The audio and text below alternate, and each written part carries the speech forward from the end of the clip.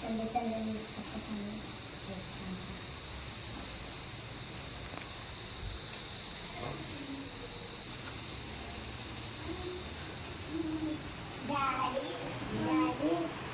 Swimming pool పోదాం.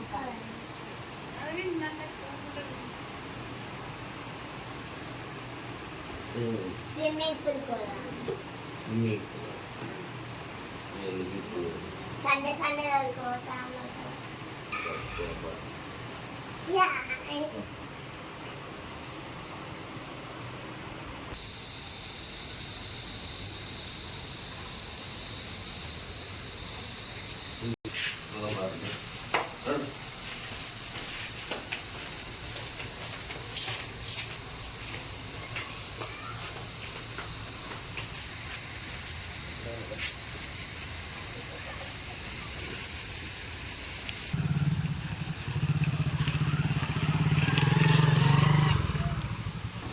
Hi friends, ఈ వీడియోనైతే లాస్ట్ చివరి వరకు మొత్తం ఖచ్చితంగా చూడండి.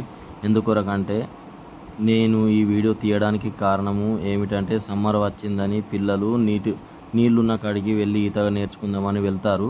పెద్దలు లేని టైంలో వెళ్తారు. అలా ఈ పిల్లగాడు చనిపోయాడు. ఈ వీడియో నాకు రావడం వల్ల నేను ఈ వీడియో తీయవలసి వచ్చింది. ఈ బాబాయ్ చనిపోయాడు.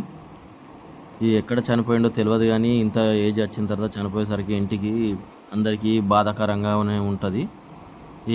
ఎవరికైనా కానీ పిల్లల్ని ఖచ్చితంగా ఈత నేర్పించాలి. వాళ్ళు ఇతరులను అంత శక్తి లేకపోయినా కూడా వాళ్ళు కాపాడుకునే అంత శక్తి ఉంటుంది కనుక వాళ్ళకు చిన్నపిల్లలకైతే ఎవరికైనా ఈత ఖచ్చితంగా నేర్పించాలి. నేర్పించడం వల్ల వాళ్ళైతే సేఫ్ జోన్లో ఉంటారు. మనం మన సంపాదన కొరకే ఆలోచించకుండా పిల్లలు కూడా భవిష్యత్తు బాగుండాలంటే మీరు కూడా ఈత నేర్పించండి.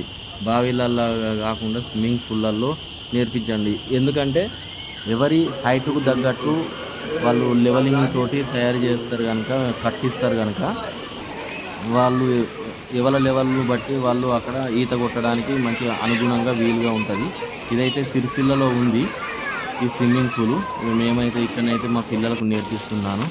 మీరు కూడా మీ పిల్లలకు మీ విలువైన సమయాన్ని వాళ్ళ కొరకు కేటాయించి స్విమ్మింగ్ నేర్పించవలసిందిగా కోరుకుంటూ, ఇలాంటి ప్రాబ్లం ఇప్పుడు ఈ బాబు చనిపోయినట్టుగా ఎలాంటి చిన్నపిల్లలు ఎవరు కానీ చనిపోకుండా ఉండాలని ఉద్దేశం కొద్దీ ఈ వీడియో తీయడం జరిగింది. మా వీడియో కనుక మీకు నచ్చినట్లయితే లైక్ చేయండి, షేర్ చేయండి, సబ్స్క్రైబ్ చేయండి.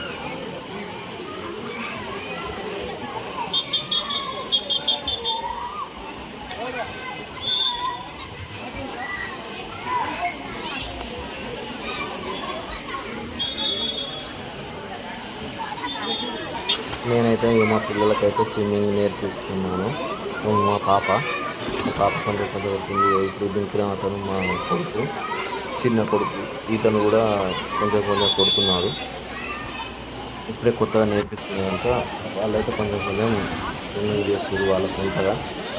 ఎందుకంటే వాళ్ళ లెవెల్కు నీళ్ళు ఎంత ఉండాలో అంత ఆ లెవెల్లో వాళ్ళకు నేర్పిస్తున్నాను. స్విమ్మింగ్ పూల్కి ఎందుకు పోమని నేను అనుకున్నానంటే కోచర్స్ ఉంటారు, అండ్ వాళ్ళు ఎవరన్నా ఎక్కడన్నా మునిగిపోతుండ్రా లేదా ఎట్లా ఉన్నారు అని చూడడానికి కూడా ట్రైనర్స్ కూడా ఉంటారు. మేమైతే ఈ స్విమ్మింగ్ పూల్ని అయితే మేము మా పిల్లలకి నేర్పించడానికి అయితే తీసుకెళ్ళినాం. ఈ వీడియోని అయితే స్కిప్ చేయకుండా లాస్ట్ వరకు అయితే చూడండి.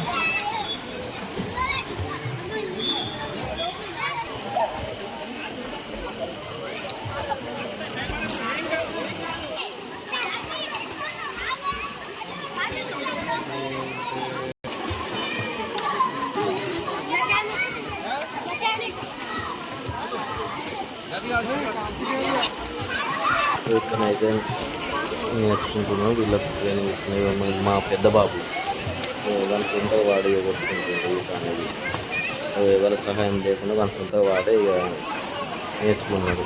ఆల్రెడీ ఈత నేర్చుకుంటున్నాడు. పోయిన సంవత్సరం నుండి నేర్పిస్తున్నాం. ఈ సంవత్సరానికి అయితే ఈతనైతే సొంతగా కొట్టడానికి అయితే వచ్చింది. ఇది నేనే అక్కడ నుండి లోపల ఉండాలి స్విమ్మింగ్ చేసుకుంటూ వచ్చినాను. కొట్టి నా ఫ్రెండ్స్ ఈ లోపల అయితే అండర్ గ్రౌండ్ ఈత ఇది. నేనైతే గీత పెట్టిన.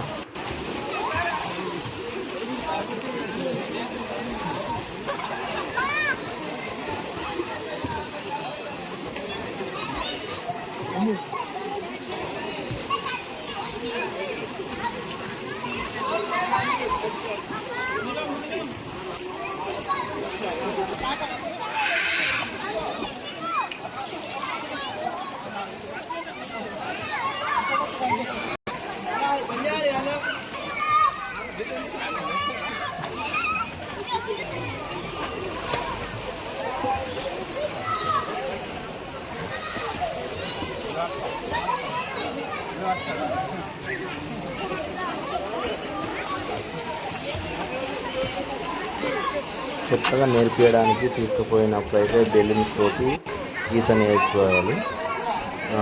తర్వాత మాత్రం బెలూన్స్ తీయాలి తొందరగా రావాలంటే. ఆ బెలూన్ మీద వాళ్ళు ఏంటనే సరదాగా మీదనే ఉంటూ ఆడుతూ ఉంటారు. వాళ్ళకి తొందరగా ఈత రావాలంటే బెలూన్ కూడా తగ్గించి దాని పక్కన ఒక వ్యక్తి నుంచి మెల్లగా ట్రైనింగ్ తీసుకుని మన నడుము పట్టుకుంటూ నేర్పిస్తూ ఉండాలి. అట్లయితే తొందర వస్తుంది పిల్లలకి ఈత. ఇక బెలూన్ తోటే మొత్తం నేర్పితే మాత్రం ఈత తొందరగా రాదు, బాగా లేటుగా వస్తుంది. ఈత ట్రైనింగ్ తీసుకోవాలి.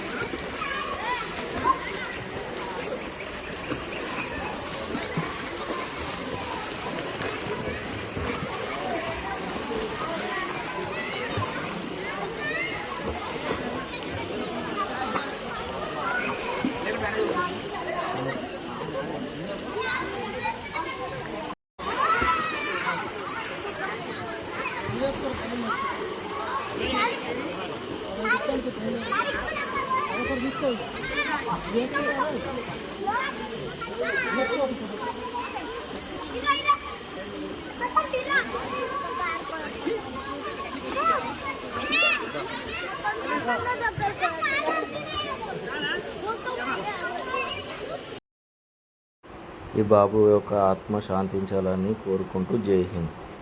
ఏ పిల్లలు ఇలా కాకూడదని నా ఉద్దేశం. అందుకొరకే ఈ వీడియో తీసినాను.